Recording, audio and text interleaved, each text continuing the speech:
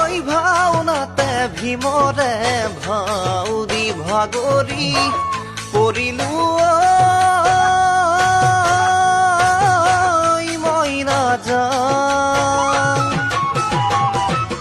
বিয়াখন পাতিম পাতিম বুলি ভাবোতেই লগৰবোৰে ললে হৰিৰ নাম মোৰ জানৈ বিয়াখন পাতিম পাতিম বুলি ভাবোতেই লগৰবোৰে ললে হৰিৰ নাম